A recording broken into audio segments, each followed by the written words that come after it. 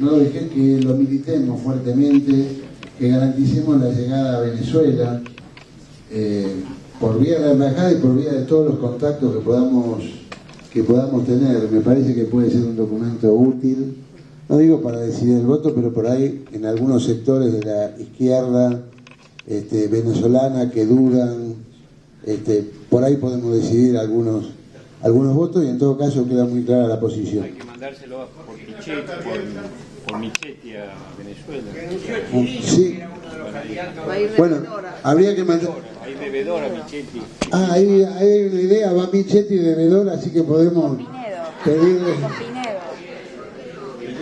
Ay, con Pinedo, bueno, uno para cada uno. No, pero digo, a la embajada argentina, a las agencias de noticias, ¿no? Bueno. Respecto al documento internacional, me pareció bueno, acuerdo con los comentarios que hizo Guillermo Vierba, y quiero referirme solamente a un puntito. Nosotros con China, muchos de nosotros, bueno, hemos tenido relaciones diferentes. Acá hay muchos de ascendencia china, digamos, en la Asamblea de Carta Abierta, y tienen más afecto que el que yo le tuve siempre, pero sí le tuve un gran reconocimiento a Mao, a Chu, a la larga marcha, qué sé yo. Pero la China no tiene un carajo que ver con eso, ni siquiera con las diferencias que nosotros teníamos hace 30 años sobre la consideración de China. Siempre recuerdo, lo cuento, pero no como un golpe bajo, sino como una morada, que un compañero del PRT que fue a Vietnam y estaba ahí haciendo una relación y qué sé yo, y alguien entonces habló y hablaban de la relación con China, de la espalda de China, qué sé yo, y el vietnamita, que era un vietnamita de mucho nivel, había viento, y dijo, no sé en qué hablarían en francés, supongo. Dijo, ve ese viento, esto lo sé desde aquellos años, ve ese viento, dice, eso es lo único que viene gratis de China.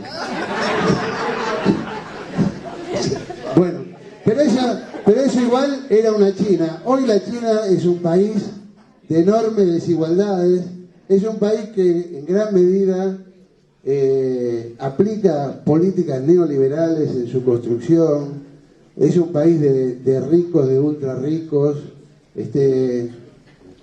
y eso es así. O sea, yo celebro, digamos, la multipolaridad, celebro el papel de China y qué sé yo, pero nosotros eso no lo podemos comer. Quiero darles un dato solamente. La Argentina tiene un déficit comercial con China de 5.000 millones de dólares, que es 5.000 millones de dólares. ¿Qué le exportamos a China? Le exportamos soja, ni siquiera quieren aceite de soja. O sea, pelear para que compren unas latas de aceite de soja es una pelea épica, digamos, logrando el deseo. ¿Y ellos qué nos exportan? Chucherías. Mierda, ojalá fuera bienes de capital. Tuvimos en la ópera bufa de aquella inversión de 20.000 millones de dólares en tiempos de Néstor, que terminó siendo un blef, y ahora digo, decir que somos el segundo socio comercial de China en América Latina, sin decir esto me parece que decir poco. Es decir, me parece que eso es una cosa cuestionable. En realidad, el superávit de nuestro comercio exterior se construye con la relación sur-sur, se construye con la tan vituperada visitas a Angola, Argelia, a toda la zona del Magreb, todas esas relaciones que causan risa a los señores de la nación. Eso es lo que nos permite a nosotros exportar valor agregado, y eso es lo que hay que poner. No somos socios de China en América del Sur. Bueno, termino ahí. Quisiera por lo menos una pequeña corrección en ese punto. Respecto de los caceroleros, hablar de las lacras son obvias. Hay cuestiones que ni merecen comentarios, la reivindicación de la política militar en muchos de ellos, y hay una serie de cosas, de consignas que con esas ni se puede discutir ni se pueden escuchar. Pero yo creo que nosotros nos merecemos hacer una reflexión más inteligente de todo esto, dado que, como bien dijo Subiría en la primera intervención de hoy, nosotros tenemos un núcleo duro de apoyo de alrededor del 35%, y lo otro está para pelearlo. Y eso que está para pelearlo, para seguir esta política de inclusión, este modelo que apoyamos, etcétera, hay que ganar elecciones.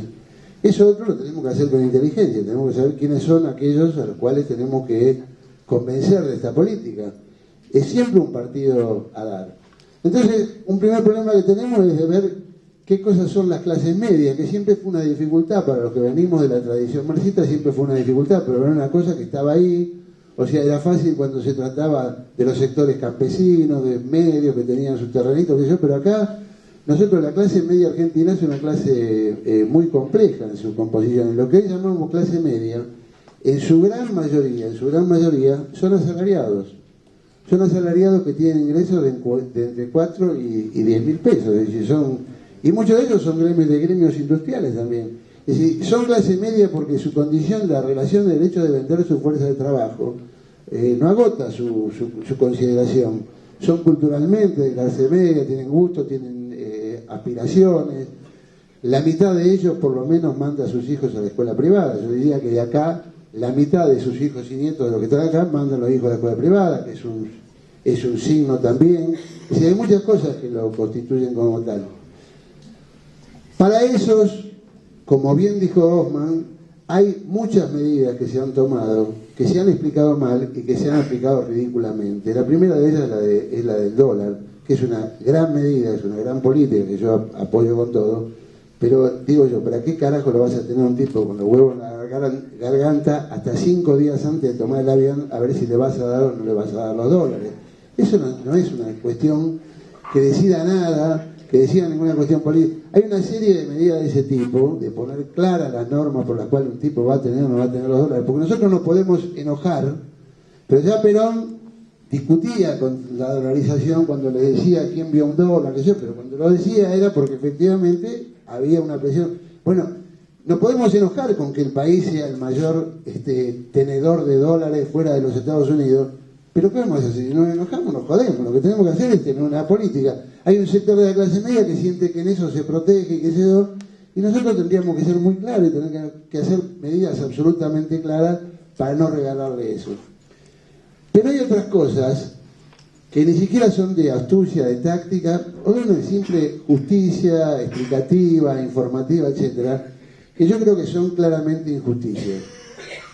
Hay una que se tomó recientemente con bombos y platillos, que anunció la presidenta, y yo que soy un admirador de la presidenta, debo decir que estoy en contra, que es el tema de las asignaciones familiares. Las asignaciones familiares integran un paquete de cuestiones que son y deben ser de carácter universal. Cuando nosotros peleamos, y Carta Abierta fue de los primeros que peleó por la asignación universal, o sea, no es que le inventábamos, eso había estado en el Frente Nacional contra la Pobreza, tiene ese origen, pero nosotros lo pusimos en discusión, y recuerdo que en la entrevista que tuvimos con la presidenta lo discutimos cara a cara con ella, digamos, eso lo llevamos y después eso se aplicó. Eso significaba decir, todos los hijos tienen la misma condición por el hecho de ser argentinos, por el hecho de ser hijos de un argentino. Entonces, independientemente de que el padre tenga trabajo o no tenga, tiene que tener la asignación. Y la asignación universal fue entonces una gran conquista, una de las grandes conquistas del gobierno. Pero ahora hemos empezado un camino que desanda eso, que es bajarles la asignación a los que sí tienen trabajo. Y entonces empezamos, es decir, ya no es una asignación llena de 330 pesos, 340 pesos, sino que empezamos a poner la asignación de 270, la de 160 y la de 90. ¿Cómo se llega a eso? Y bueno, cuando en una familia se juntan más de 4 o 5 mil pesos, no tengo la escala con precisión, ya pasa un escalón para abajo. Entonces, y la otra medida, que es, se juntan los ingresos del grupo familiar, con el tema y con el ejemplo tonto de que puede haber el señor que es funcionario de una multinacional que gana 50 mil pesos y la señora que es maestra de 5 mil. Entonces, por ese caso, que deben ser unos 15, 20 en todo el país, 63.000. bueno, lo dijo el presidente. perfecto, pero digamos, Mirá, las medidas universales, entonces, eso provoca en los sectores, porque ¿de quién estamos hablando? Cuando una familia junta 10 lucas, que todos los que están acá deben juntar 10 lucas en su familia, están sumando 2 sueldos de maestro, un sueldo bancario de maestro, un sueldo de camionero y empleado de recepcionista. Es eso, porque los sueldos de convenio son de 4.000 para arriba, es decir, no hay gremios que tengan sueldos menores que eso. Entonces llevar eso a la disminución de la asignación es muy grave, es jodido, es injusto, no es defendible, no se lleva a la igualdad haciendo la redistribución de esa forma, es una cosa que tiene que ser universal. Es como el tema de la educación gratuita, de la educación universitaria. La derecha siempre quiso empezar a joder la educación pública diciendo, ¿por qué le voy a pagar yo al hijo de Narváez que va a la escuela, a la universidad pública, él que pague? Entonces es la forma de meter la cuña. Y yo digo, no, nuestra política siempre fue, la educación pública es gratuita para todos.